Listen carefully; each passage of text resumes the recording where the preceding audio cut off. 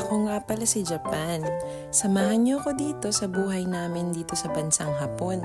6 na taon na ako nakatira dito. Sa laki ng Japan ay dito kami napadpad sa Shizuoka. Sobrang lapit lang namin sa dagat. Yung nakikita niyo ay ang Pacific Ocean.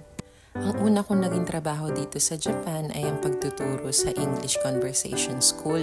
At habang nagtatrabaho ako doon ng full-time ay nakahanap ako ng part-time na trabaho sa kindergarten. Nakapagtrabaho na rin ako sa isang restaurant pero hindi ako tumagal doon. Naranasan ko din dati na sobrang taas ng yen versus sa peso pero ngayon sobrang baba na ng palitan.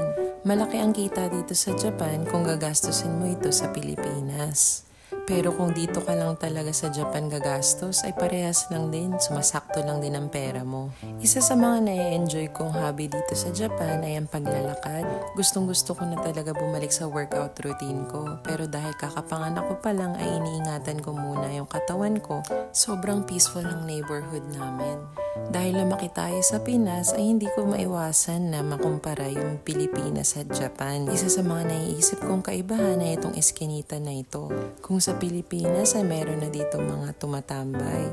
Pero dito sa Japan ay hindi uso yung mga nagtatambay sa labas. Wala din ako nakikita mga nakataling aso. Tinuturing nilang mga baby si mga pet nila dito.